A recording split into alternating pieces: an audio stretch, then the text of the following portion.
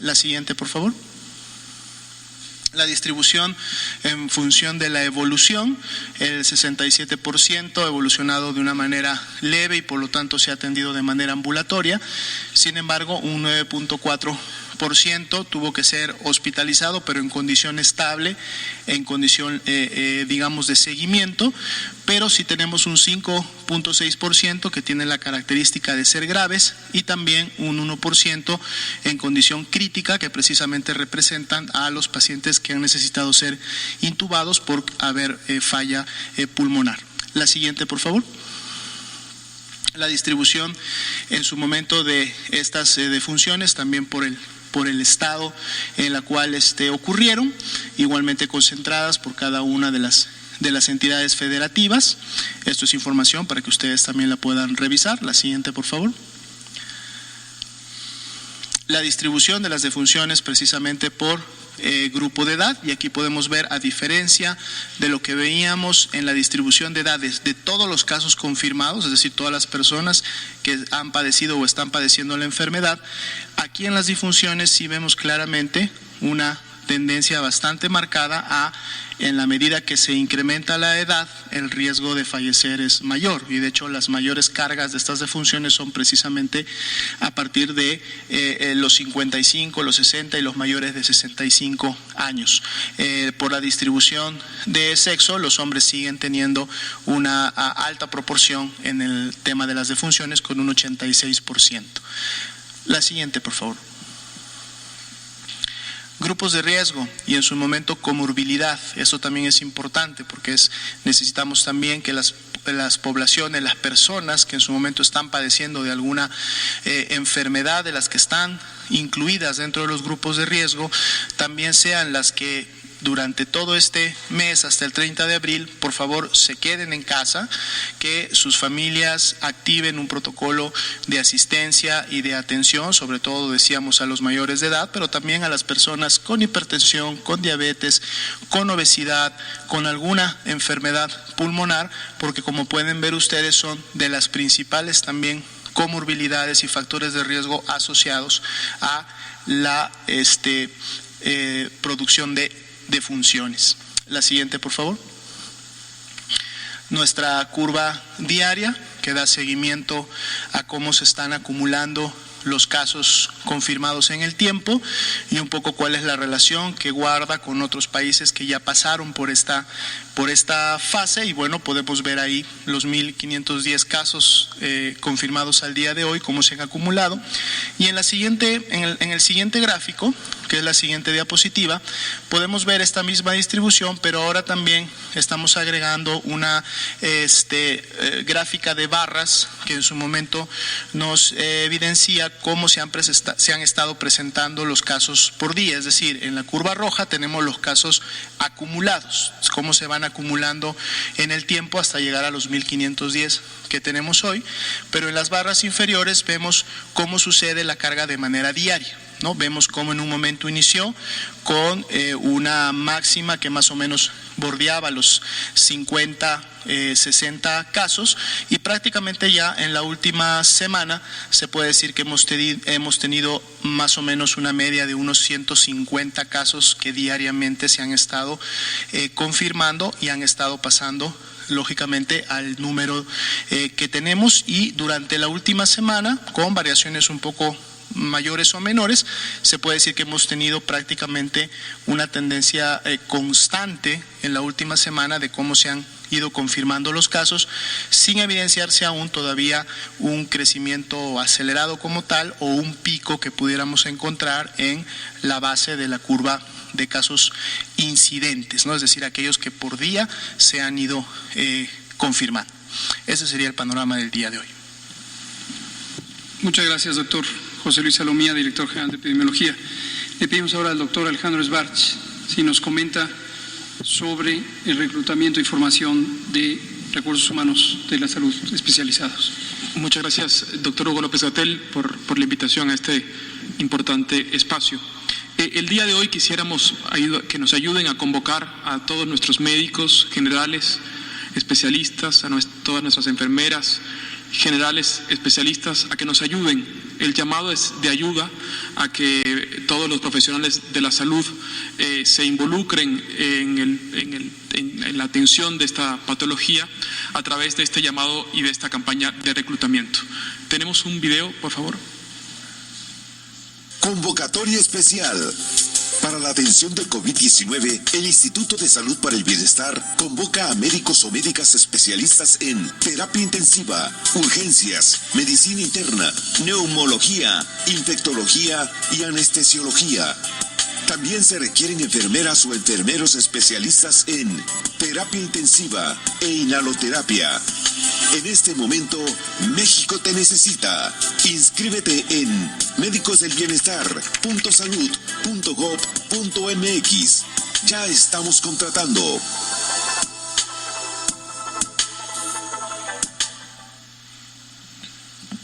Bueno, como ustedes saben, en la fase 2 de la reconversión hospitalaria también tenemos que prepararnos en cuanto a los recursos humanos, y este es el llamado a toda la comunidad de médicos y de enfermeras del país a que nos ayuden al manejo de esta entidad patológica. Muchas gracias. Hay una presentación también. Este es el banner de comunicación. Estas son las especialidades que en este momento más necesitamos.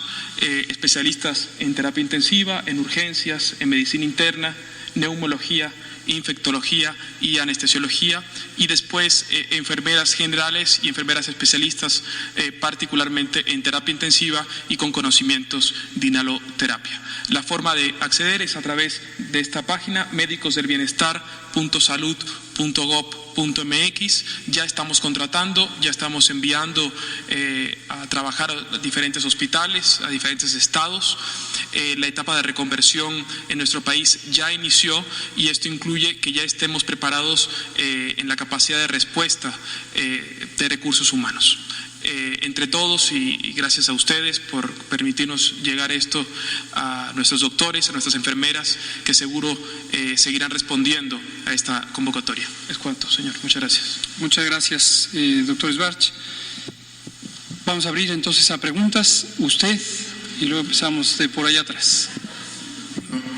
Buenas tardes, Carlos Cabeza, del diario de Nuevo Laredo. En primer lugar, felicitar al señor subsecretario Hugo López Gatell, porque pues realmente nos ha inspirado su dedicación y facilidad de comunicarnos los pormenores de la enfermedad, un reconocimiento. Y quiero decir que la opinión en nuestras latitudes al respecto, como van ustedes, es muy buena y ha inspirado gente de la sociedad civil, y me metieron una carta para que se la hiciera muy rápida, de media cuartilla. Se trata de un regidor que es presidente de la secretario de la Comisión de Salud, es médico, Juan Manuel Flores Perales, y dirige usted las siguientes palabras, señor subsecretario.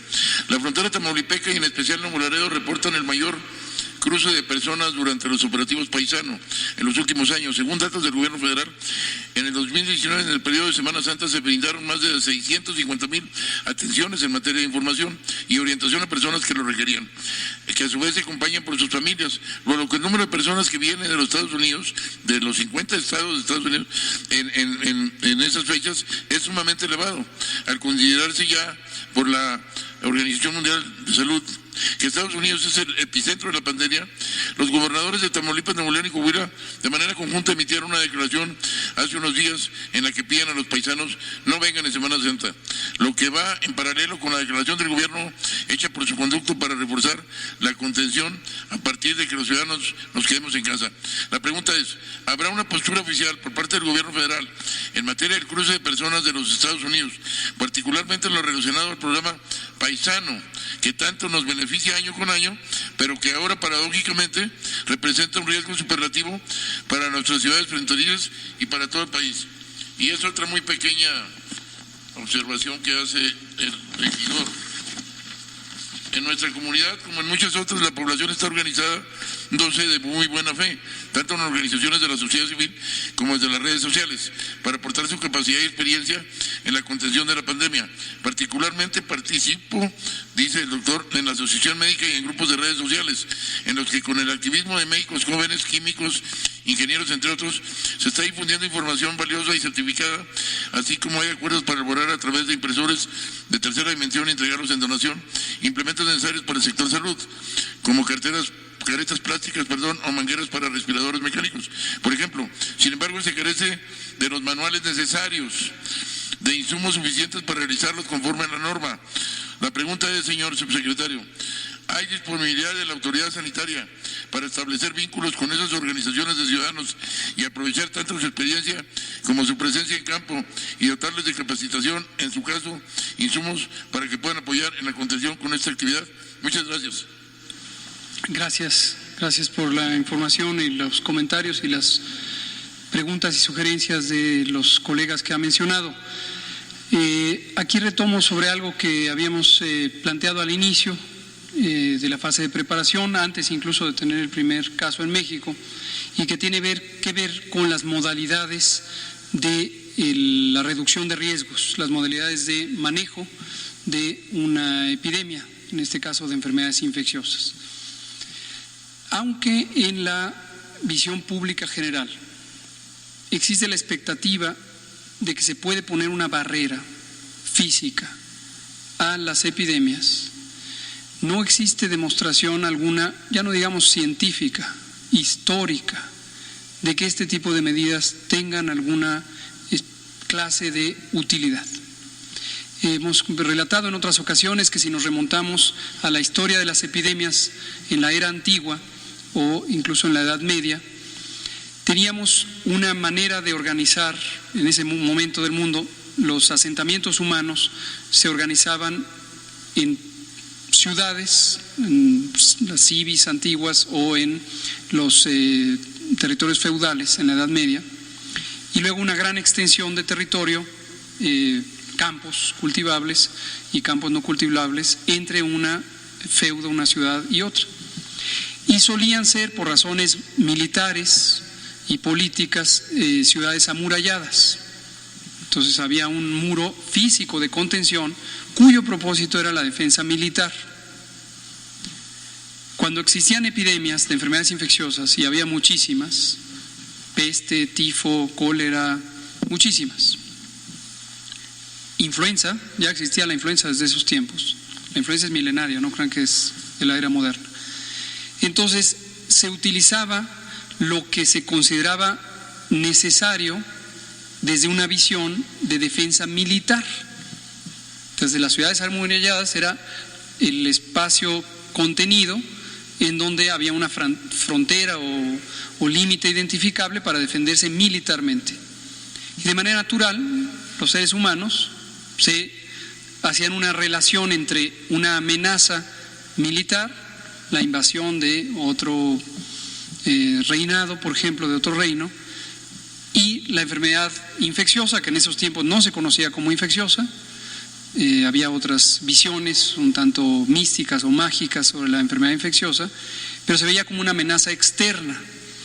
Y entonces se cerraban las puertas, se amurallaban o se mantenían cerradas las murallas y se intentaba que con eso se protegerían de la enfermedad. Y la historia muestra claramente que eso no ocurría, porque para ser sustentables estas ciudades amuralladas necesitaban recursos del exterior.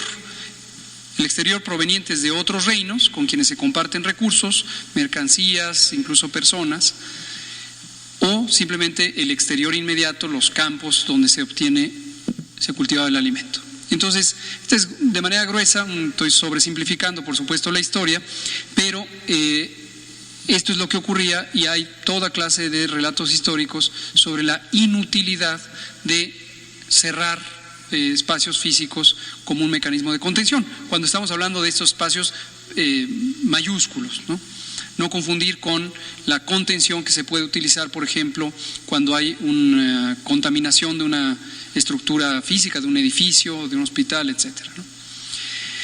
Entonces, en resumidas cuentas, aunque la expectativa social de ciertas personas empieza a ponerle un énfasis a la contención física en las fronteras o en los aeropuertos o en los puertos marítimos, insisto, esto no tiene ninguna utilidad práctica, ya sea fundamentada por la experiencia histórica o por la ciencia.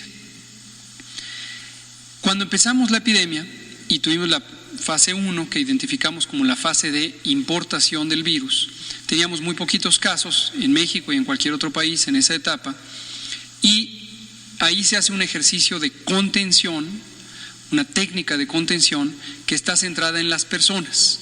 Cuando se detecta un caso, una persona que cumple la definición de caso sospechoso, se le estudia con un interrogatorio médico epidemiológico o clínico epidemiológico, se le toma una muestra para comprobar su diagnóstico o descartarlo, y desde el momento de la toma de la muestra, sin esperar el resultado, se le pone en este resguardo domiciliario preventivo y se estudian los contactos. Eso tiene límites, porque en la medida en que empiezan a surgir más y más y más casos, obviamente la medida no es una garantía de que ya no va a haber ningún caso, y entonces empieza a ser impráctica la medida y de poca utilidad. Y es el momento en donde se identifica la fase 2, ya no son rastreables los contagios, y se hacen estas medidas masivas de mitigación comunitaria. Y hemos comentado que la mitigación lo que implica es el reconocimiento fundamentado de que es imposible detener bruscamente una epidemia, y lo que uno espera es modificar la intensidad de la epidemia, reduciendo el número de los contagios. Y eso es lo que estamos en esta fase, ¿no?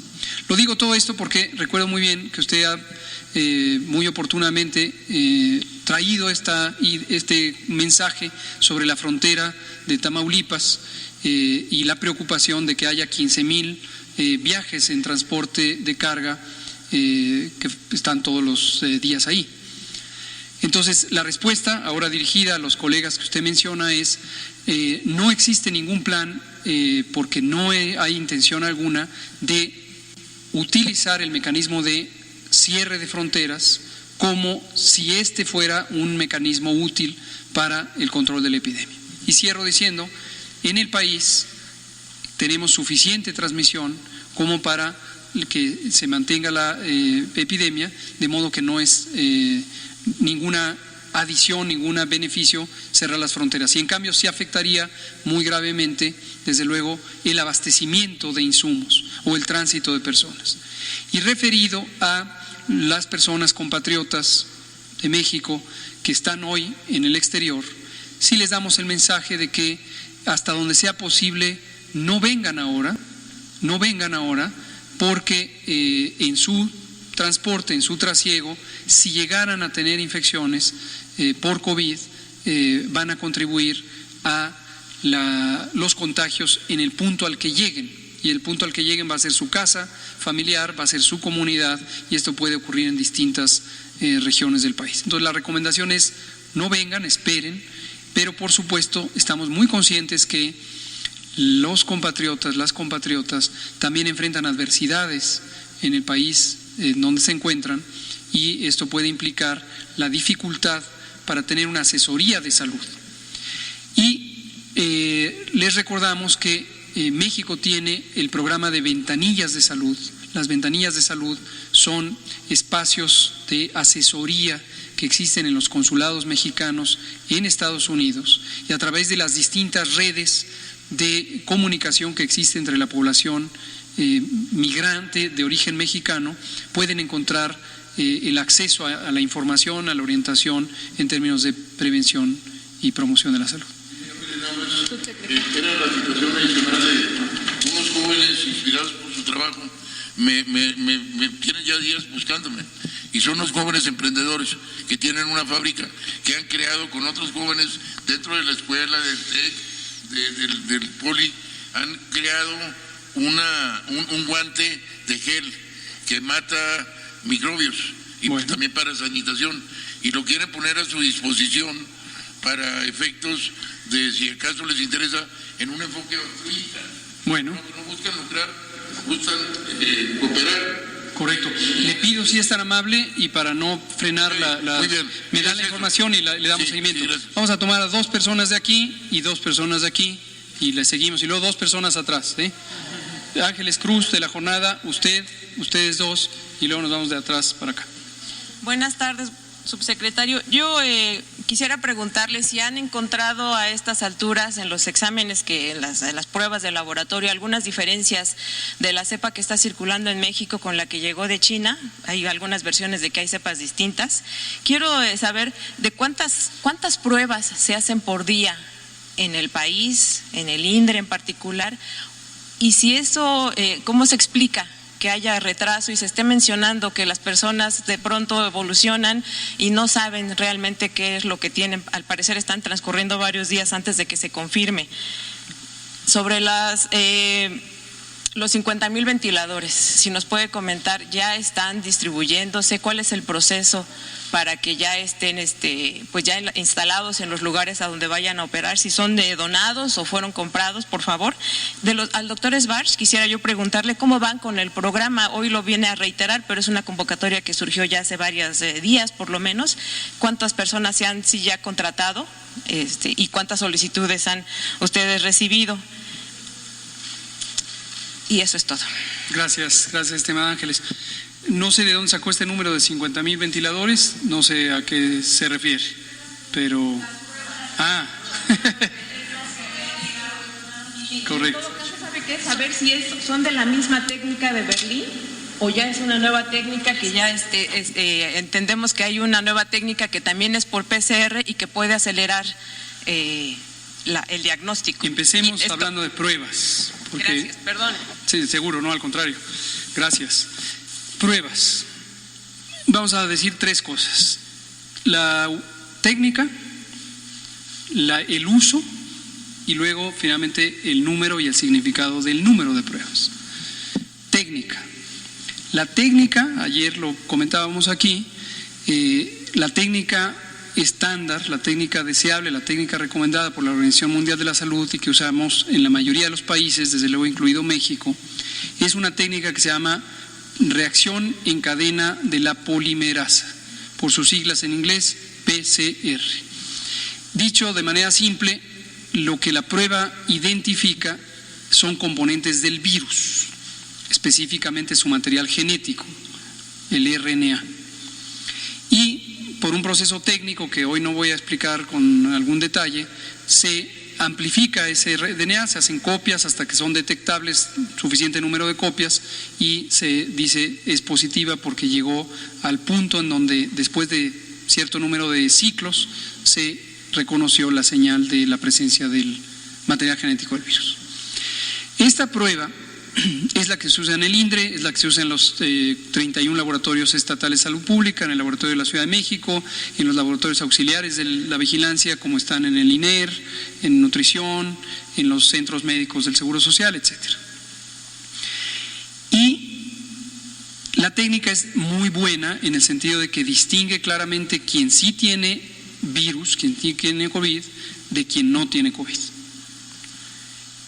Con la innovación tecnológica se han encontrado modalidades de uso de esa prueba PCR que son más rápidas o posiblemente más rápidas de las pruebas que se hacen tradicionalmente, es decir, cada vez hay innovación tecnológica. Ayer el presidente de los Estados Unidos presentó públicamente una de las más recientes innovaciones tecnológicas, es un pequeño aparatito de este tamaño que hace la prueba de PCR y tiene un nombre comercial que evidentemente no voy a decir, que alude a la velocidad, a la inmediatez, a que la prueba se hace ya. No debe confundirse esta tecnología con las llamadas pruebas rápidas. Entonces, esto es PCR. Las pruebas rápidas, comentábamos ayer, son otro tipo de dispositivos de baja tecnología, no son un aparato eléctrico, por ejemplo, ni tiene un circuito electrónico, sino es un sinónimo de pruebas rápidas, es tira reactiva. Para pronta referencia de la mayoría de la población, es como las pruebas de embarazo. COVID no tiene nada que ver con el embarazo. excepto por el riesgo de las mujeres embarazadas a complicarse, pero para pronta identificación. Entonces es un dispositivo, vamos a decir, un instrumento de plástico que adentro tiene un material poroso, como una cinta porosa, y ese material se le pone una gota de sangre y detecta anticuerpos contra el virus. Y esto es lo relevante. Mientras que la PCR detecta el virus, lo otro detecta anticuerpos contra el virus. Y hay más de una docena de pruebas que ya se han fabricado por distintas compañías grandes, medianas y pequeñas, y que están intentando venderse por el mundo. Bueno, esta prueba, esta segunda prueba, conocida como prueba rápida, tiene una enorme limitación, todas las marcas posibles hasta el momento existentes, que detectaría los anticuerpos, es decir, la reacción del sistema de defensas del cuerpo ante la infección, y todavía no se conoce del todo en qué días después de la infección o después de la aparición de los síntomas empiezan a aumentar los distintos tipos de anticuerpo, en particular unos que se llaman M y otros que se llaman G. Entonces, la prueba no es útil para distinguir si una persona que está viviendo los síntomas tiene o no infección por COVID. Y es tan mala, cualquiera de las marcas, que equivale a sacar una moneda, aventar un volado y decir Águila o Sol. Y lo digo específicamente porque la probabilidad de encontrar el positivo o el negativo es casi 50% o 50%. Entonces, evidentemente, nadie en su sano juicio y en conocimiento técnico o científico va a pensar en que la prueba es un instrumento útil, me refiero a esta segunda clase de pruebas, para identificar los casos y tomar decisiones al respecto de los mismos casos, ¿no? Esto lo hemos venido explicando porque sigue la presión, sigue esta distorsión de la información en varios medios públicos y en redes sociales. Hoy en la mañana me di cuenta que un periódico de circulación nacional, en una sección, no me acuerdo cómo se llama, algo así como las... no me acuerdo, pero decía que yo no me acordaba, que a mí no me habían informado correctamente y que yo no distinguía una cosa de la otra, cuando ayer precisamente en la noche lo explicamos. Entonces, a lo que voy es, las pruebas se usan para la vigilancia epidemiológica. Las pruebas son para monitorear lo que va ocurriendo en la población del país sobre la propagación del virus, a qué velocidad, en qué poblaciones, en qué territorios, etcétera. La prueba no es de